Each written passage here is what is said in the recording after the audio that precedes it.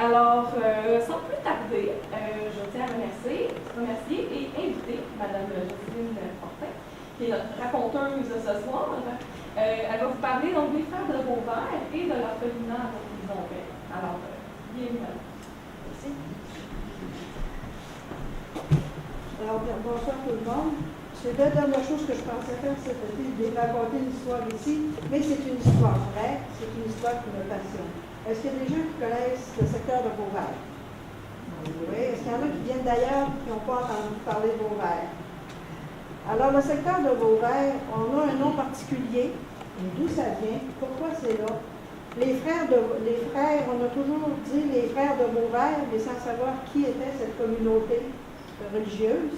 Alors, c'est de ça que je vais vous entretenir ce soir, mais je vais inclure aux frères de Beauvert la notion d'environnement, parce que leur histoire est terriblement touchée par l'environnement. Alors, je vais tout intégrer ces choses-là ensemble. Je ne suis pas une raconteuse, mais je suis contente de vous raconter leur histoire. Qui sont ces frères? Parce qu'il y en a qui savent quelle communauté c'était. C'est François Régis. On a toujours pensé, en tout cas moi je suis née de gauche, mes parents avaient un chalet à Beauvert, on a toujours pensé que c'était les frères d'instruction chrétienne parce qu'ils possédaient les terrains de l'amicale, ils possédaient beaucoup de terrains. Alors pour nous autres, dans notre idée, c'était la même communauté, alors que c'était deux communautés différentes, complètement différentes, avec des mandats d'instruction, mais dans des critères différents. Et pourquoi ça s'appelle Beauvert? On a toujours dit Audiard-Beauvert, c'est parce que c'est loin. C'était pas défriché dans les années 60, alors c'était loin. Audiard-Beauvert, on se servait de cette expression-là pour définir le secteur, alors que c'est loin d'être la situation, c'est loin d'être ce n'est pas de là que vient le nom.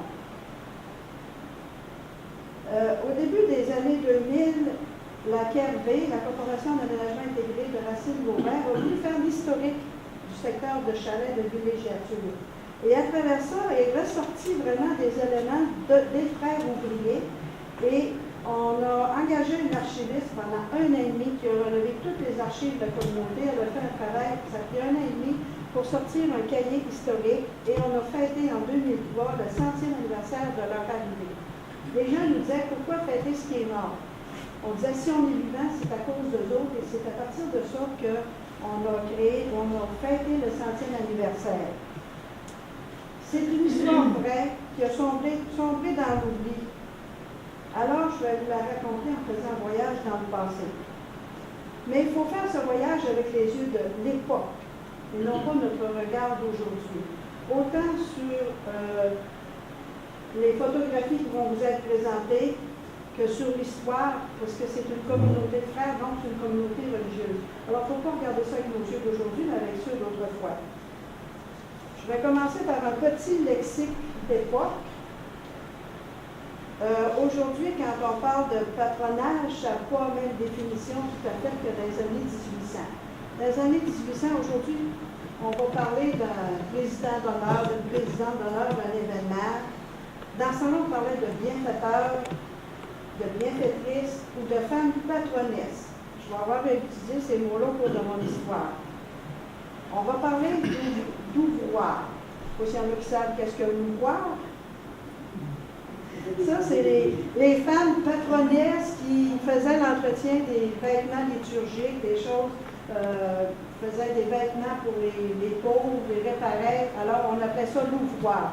Se réutilisait pour faire la couture, puis aujourd'hui, c'est plutôt le comptoir vestimentaire. Dans cela, c'est l'ouvroir, mais beaucoup de haut service de l'Église. On va parler d'hommes prêtés ou d'hommes donnés. Ça, c'était des hommes qui travaillaient pour une communauté religieuse, mais sans prononcer leurs vœux. Prononçaient, mais vivaient le même horaire que les autres, mais il y avait un salaire, au lieu des frères qui mettaient leur salaire en commun. Alors, les hommes prêtés ou hommes donnés, c'était des employés des communautés religieuses. Ça s'utilisait beaucoup dans les années 1800. Alors, on va débuter notre voyage dans le temps en regardant les enfants à travers les époques. Qu'est-ce que les enfants d'aujourd'hui font cet été? Pour un impact avec les cours des petits Pokémon Go. Ils s'en mettent. Ah oui. Un petit peu plus tôt, les enfants, mettons, j'ai mis en 16, mais là, les Pokémon, quand j'ai fait ça, les Pokémon n'étaient pas en mode, pas encore. Les enfants se réunissent dans des parcs, il y a des amuseurs publics. On va aller dans les années 2000. Je fais un voyage dans le temps. Dans les années 2000, les enfants se réunissaient dans les parcs, mais les activités n'étaient pas tout à fait les mêmes. On va reculer dans le temps par 20 ans de 25 ans, 1975. Je n'ai pas trouvé de photos d'enfants dans des parcs. J'ai trouvé des classes nature ou des garderies, mais les enfants sont ensemble, ils sont bien, on voit qu'ils sont bien vêtus, ils ont de la compagnie qui s'occupe d'eux autres. On recule encore. Dans les années 50, on est d'après-guerre, les enfants sont sur la rue, mais je ne suis pas sûre qu'en 45, ils faisaient la même chose. Ils devaient plutôt se cacher, mais là, on voit qu'il y a une certaine connivence, tout ça. On recule encore de 25 ans. Entre la Première et la Deuxième Guerre mondiale, les familles nombreuses, les enfants, il y avait bien pour s'amuser. Alors, les enfants, on voit la pauvreté, on recule en 1875. Ça, c'est probablement des orphelins, là. Les enfants de la rue, parce qu'il y en avait énormément, les familles pauvres, des enfants. Et on recule jusqu'en 1875, ça, c'est une scène de rue. Donc, pas une photo, parce que dans ce temps-là, ils faisaient ce qu'on appelle des estampes, des dessins à la main. Et c'est un peu une scène de rue, qu'est-ce qui se passe. En 1800, alors, il y a des forts. L'autre après. OK, mon histoire commence avec le père Maxime Debussy, un père jésuite né en 1792, décédé en 1952.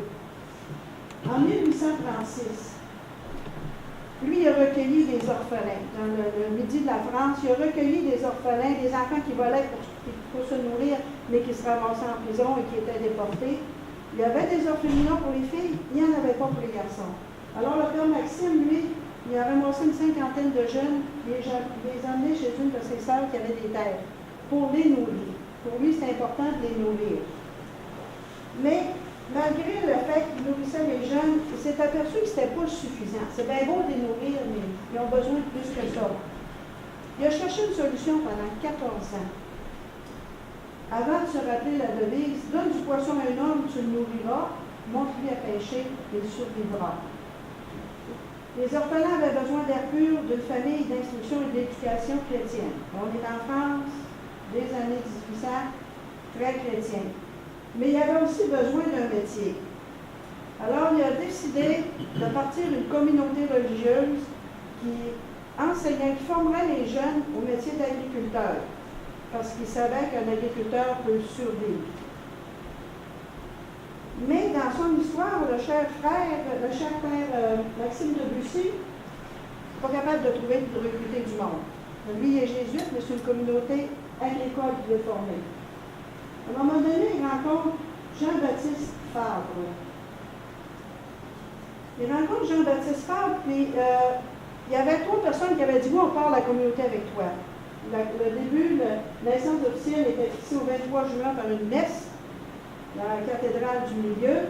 Il rencontre Jean-Baptiste, il y avait 3 personnes. 2-3 jours avant, il y en a dit « Je peux bu ». La veille, il y en a un autre qui pouvait bu, puis il se ramasse qu'il n'y a plus personne. Mais la fête est le lendemain. Il rencontre Jean-Baptiste Fabre, il en parle un peu, bien, j'aimerais ça, moi. Tu sais-tu traire une vache? Ben oui, parce qu'à 14 ans, il est orphelin de père, puis il a pris charge de sa famille sur une terre. Bien sûr que je sais faire ça. Puis lui, maintenant qu'il avait vieilli, qu'il y en avait d'autres qui prenaient la relève familiale, il cherchait une mission, il cherchait quelque chose à faire. Maxime Debussy, il a dit, viens-t'en demain, je t'attends là, à telle place, on part la communauté, et c'est comme ça. Il disait toujours, il va y avoir quelqu'un sur mon chemin si c'est pour se faire. 14 ans plus tard, il a rencontré Jean-Baptiste Fabre, qui est devenu un frère ouvrier. Alors, le frère Fabre, ils ont commencé en 50 avec quelques orphelins. Le père Debussy est mort en 52. C'était jeune, la communauté. Il n'y avait pas beaucoup de disciples encore. Il n'y avait pas beaucoup de... Mais il se fiait toujours sur la providence.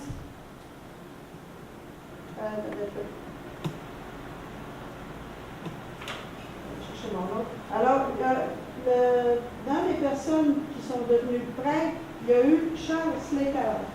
La prochaine. OK. Charles Slater, c'est un orphelin qui a été recueilli par eux autres en 1864. Il était né en 51, un an après l'ouverture. de la communauté. Il a été là, il est devenu frère, et c'est un des personnages importants de notre histoire. Là, je vous présente les personnages, après ça, on fera la mise en place. Il est devenu, par la force des choses, directeur supérieur général de la communauté, puis c'est lui qui va amener les frères au Québec. On continue? Bon, pourquoi les frères se sont ramassés au Québec? D'abord, pourquoi ça s'appelle les frères ouvriers de Saint-François-Régis?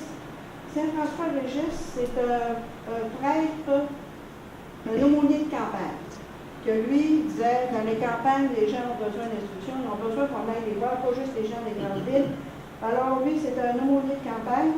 Sa fête était célébrée le 16 juin, c'est pour ceux qui ont donné ce nom-là à la communauté. Les frères ouvriers agricoles de Saint-François-Régis. Parce que c'était en passant par l'agriculture. Et le père de Bussy, lui, son but en fondant ça, c'était de garder les jeunes en région, loin des grandes villes et contrer l'exode des jeunes en région. Ça vous dit quelque chose, ce thème-là? 150 ans, 160 ans plus tard, il est encore à la mode, puis on cherche encore des solutions. Mais pourquoi avoir choisi le Québec? La France, à la fin des années 1700, ils ont voulu laïciser la France. Ils ont eu des déboires, ça n'a pas été facile. Le même problème, la même récurrence de laïcisation de l'État venait tout le temps. En France, en 1903, Émile Combes, qui est un ancien théologien, lui, il dit, moi, l'affaire appliquée, la loi. C'est par moi qu'elle va passer, puis je vais la faire appliquer. Il a aboli toutes les communautés religieuses enseignantes, pas soignantes, pas les communautés d'orphelinat qui n'enseignaient pas, les enseignantes. Et pour pouvoir les abolir, il y avait des documents à remplir. Et lui, il avait déjà eu affaire à un frère ouvrier, puis il les haïssait pour mourir. Il n'a jamais voulu leur donner l'autorisation de continuer de poursuivre. Lui, son but, c'était d'abolir les communautés enseignantes, mais spécialement celles-là. Parce que moins les gens sont instruits, moins ils font des demandes. C'était vraiment abolir. Il disait, on passe par l'école privée. Mais l'école privée n'était pas organisée, donc c'est tombé à un moment donné dans les problèmes sociaux. Alors, tous les papiers, les choses qu'il y avait à remplir, c'était selon le bon vouloir du ministre Émile Combes. Sa maxime, c'était l'obéissance prime sur la compétence, même dans l'armée. Alors,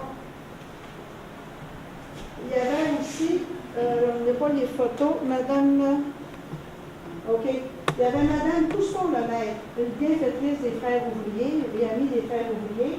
Elle avait comme ami Théodore Louis-Antoine Brouwer de la Grenée, Tony Brouwer, c'est comme ça qu'il est connu par ici. C'est un jeune et riche héritier qui était devenu orphelin assez jeune, mais ses moyens financiers lui avaient permis de survivre et il était très généreux pour les œuvres de charité. Le fils de Mme Pousson-Lemaître, Jean, était militaire. Son père était militaire, c'était le militaire de père en fils, mais lui refusait de saccager les églises. D'où la maxime de M. Combes, l'obéissance vaut mieux que la compétence. Tu dois être un lieutenant, un commandant, t'obéis ça, si tu t'obéis pas, c'est 20 $, c'était emprisonné, c'était démis de leur fonction, rétrogradé. Il est recommandé de consommer 7 portions de fruits et légumes 7 jours sur 7 pour les femmes et 8 portions pour les hommes. Et une portion, c'est par exemple une quantité de légumes crus en feuilles de la grosseur d'une balle de baseball. C'est un fruit de la grosseur d'une balle de tennis. C'est l'équivalent d'une rondelle de hockey de petits légumes ou de fruits frais ou surgelés et c'est 2 balles de golf de fruits séchés. Allez chercher tous les éléments nutritifs dont vous avez besoin. Mettez de la couleur dans vos assiettes. Au Saguenay-Lac-Saint-Jean, on est équipé pour la santé. Alors, Mme Lemaître demandait à son fils, qui refusait de détruire les églises, elle avait peur pour lui, elle demandait à Tony Brouwer, pourquoi tu n'irais pas au Canada? Au Québec, ça parle en français. Pourquoi tu t'en irais pas avec mon fils au Québec? D'abord pour sauver mon fils, mais en même temps, amène-toi la communauté des frères ouvriers. Parce que là-bas, il y avait le choix, sortir des ordres, sortir de leur communauté religieuse et devenir des civils, ou encore s'expatrier dans d'autres pays.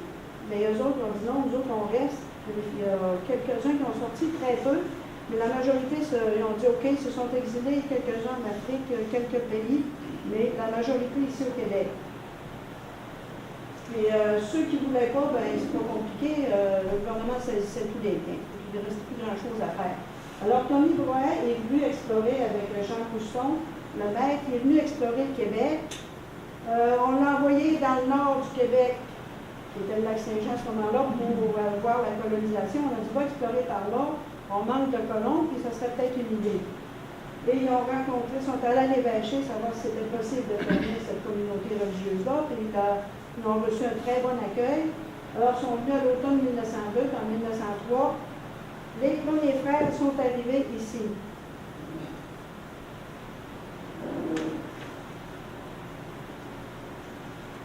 Qu'est-ce qui... Là, je vais arriver, la prochaine, c'est quoi? C'est l'autre, OK.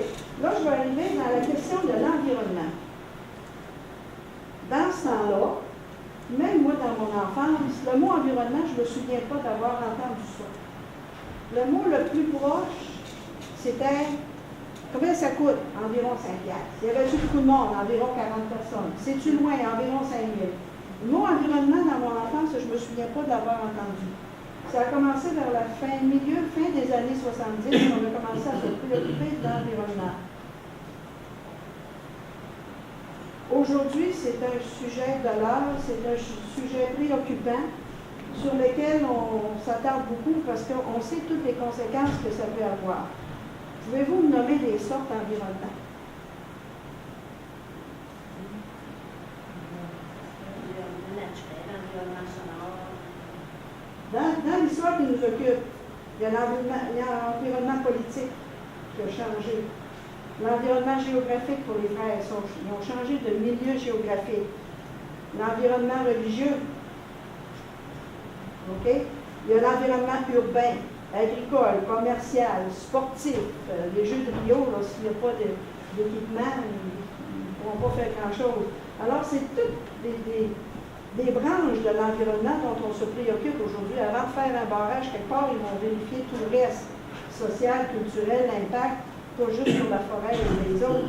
Alors, c'est le bouleversement de leur environnement total qui a amené les frères ici en 1903. Est-ce que nos frères ont su s'adapter? Non, l'autre avant. Ils sont arrivés le 29 juin 1903 par le bateau Le Nord. Ils sont arrivés sur la rivière Périboncourt, sont partis de Roberval. Le bateau Le Nord, je vais donner une description de l'importance des bateaux dans cette année-là. La navigation sur le lac Saint-Jean en 1859 avec la compagnie Presse était utilisée pour le commerce.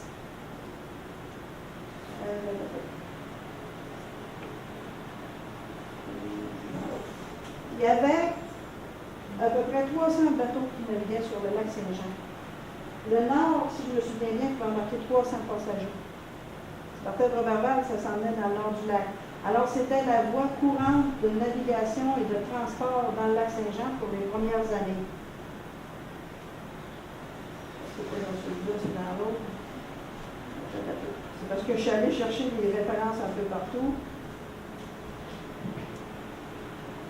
Mais c'était le principal moyen de transport pour le lac. Et avec la modernisation, le chemin de fer est arrivé d'abord à Saint-Félicien, qui s'est ensuite rendu à Dolbeau dans les années 27. À ce moment-là, les routes ont commencé à se construire et la navigation servait seulement pour le dragage des billots pour les compagnies forestières. Ça a arrêté vers la fin des années 80, début de 91, je pense, la loi abolissant le transport de billots et pitounes du lac. Alors, à ce moment-là, sont arrivés par bateau à Périboncourt et suivant, ils ont été accueillis dans la maison des colons de Périboncourt, le temps d'arriver et de s'installer. Alors, ils ont été accueillis dans cette maison-là. Ils ne connaissent pas l'environnement. Alors, la première nuit, cette chère gang de Français, il avait chaud. Ils ont ouvert les fenêtres. C'est arrivé au mois de juin, hein? Ils ont ouvert les fenêtres. Alors, ils sont devenus la meilleure nourriture française que les mouches du coin n'avaient jamais mangé. Ils se sont fait piquer. Puis là, ils ont compris qu'il ne fallait pas ouvrir les fenêtres la nuit, même s'il faisait chaud. Là, ils ont compris l'importance des moustiquaires. Ils ont compris l'importance des collants à mouches. Ils n'avaient jamais vu ça. Je me rappelle quand on était petit, qu'on en mettait au chalet, tout ça. Aujourd'hui, on ne voit plus ça. Parce que le défrichement des terres a éloigné certaines choses. Il en reste encore, mais plus comme il y en avait à ce moment-là. Au moment où les mouches sont plus lunchées à leur guise. Mais dans leur établissement aussi, ils ne connaissent pas l'environnement géographique. Il y a l'hiver en France, il y a l'hiver ici. En France, ils se promènent en sabot. Alors les dames patronesses de Péribonca leur ont dit, ben, ça me prendrait des bottes pour l'hiver. Bon, non, on a toujours passé nos hivers comme ça, pas de problème. Ça vous prendrait, voulez-vous qu'on vous tricote des bas, puis qu'on vous achète des chaussures? Pas de problème. Mais au mois de novembre, le premier hiver qu'on est ici, ils ont demandé aux dames patronesses et à l'ouvroir de tricoter des bas de laine, puis de faire commander des bottes, puis là, ils ont appris un peu. Puis ils ont tellement bien appris que dans le compte rendu du mois de mars, quand on demande aux gens des orphelins, munissez-les de bottes, de chaussures, de bas de laine, de chaussures. Alors, ils ont toutes les choses importantes à apporter. Même les petits Québécois le savaient, mais eux autres, ils le mettaient dans leurs instructions quand ils accueillaient un orphelin ou un pensionnaire. Les orphelins et pensionnaires, au début, ils accueillaient seulement des orphelins, des garçons, et par la suite, ils ont pris des pensionnaires, soit des garçons où il y avait un problème, la mère était malade et le temps que le père se réorganise, quoi que ce soit, ils ont pris quelques pensionnaires, mais semi-orphelins, où les familles étaient dans le trou. Ils ont accueilli ces enfants-là aussi. Alors ça, c'est pour l'environnement géographique, comment s'adapter à un nouvel environnement. Elle serait située aujourd'hui, cette maison-là, peut-être? Elle serait plus un peu plus loin vers Péribonca, Alma, à la sortie de Péribonca par là-bas. Et quand ils ont commencé l'autre, OK, ils ont été accueillis par Édouard Niquette et son épouse Mélanie Boisvert, qui était fondateur de Péribonca. C'est d'ailleurs la paroisse Saint-Édouard de Péribonca, non pas en mémoire de M. Niquette qui est devenu un saint, mais parce qu'ils ont pris le patronyme de Saint-Édouard. Et Mme Eva Bouchard, je ne sais pas si ça dit quelque chose. Mme Eva Bouchard faisait partie de l'ouvroir, elle était secrétaire du comité de l'ouvroir et des dames patronesses. Eva Bouchard, pour ceux qui ne savent pas, c'est la femme qui a inspiré le roman de Maria Chapdelaine. C'est à partir un peu de ces caractéristiques que Guillemot a écrit son roman. Les vers sont arrivés en 1903, Guillemot est ici en 1906. Alors on voit les liens qui se tissent entre les différents événements. OK, pour la prochaine. Ils ont commencé à construire. Et ici, vous pouvez voir, ça, c'est la première construction. Ils appelaient ça le canton Tolbeau, parce qu'ils ont changé de place. Le canton d'Almas. Il est installé sur le canton d'Almas, ici à Péribonca. C'est leur premier bâtiment qu'ils ont construit en 1904. Mais en 1906, M. Drouet a manqué de fonds. Il ne pouvait plus subvenir aux besoins. Alors, il les a demandé de se déplacer, d'aller ailleurs parce qu'il ne pouvait plus fournir les sous nécessaires. Il avait déjà tous ces bâtiments-là de fait en l'espace de 3 ans. Alors, les frères ont cherché, et toutes ces informations-là viennent de eux autres. Une fois par mois, ils envoyaient un journal au bureau chef en France, parce qu'il était quand même resté une petite fille qui recueillait les choses qui venaient partout. Et tous ces journaux-là, mensuels, ont été conservés par la famille Deschênes, qui a un chalet à la pointe à Deschênes, qu'on appelle dans le secteur de Beauvert. Alors, c'est Mme Sylvie Deschênes qui nous a permis de tout avoir ces informations-là. Et c'était tellement précis que quand ils ont marché pour aller chercher leur nouveau terrain,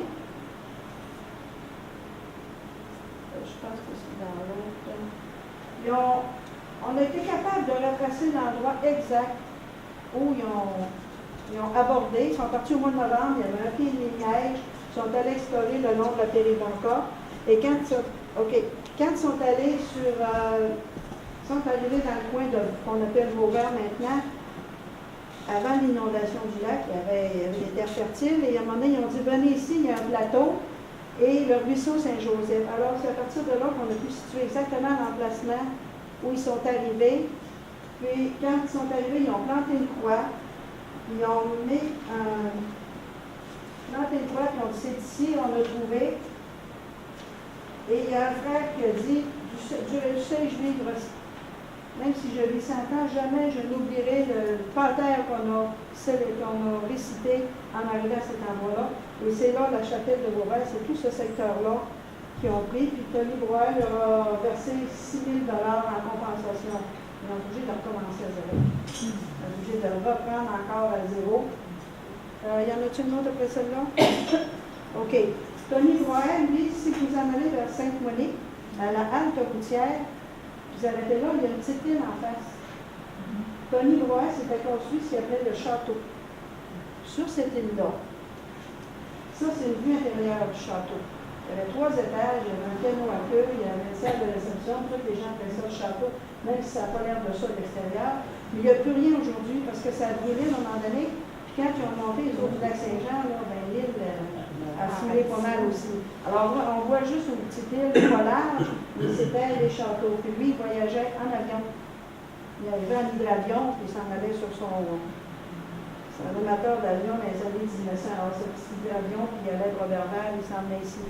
Alors, tout ça, c'est tout l'enchaînement des eaux, l'environnement qui commence à changer encore tout le paysage. Alors, on est rendu à Péribonca, il s'installe à Vauvert.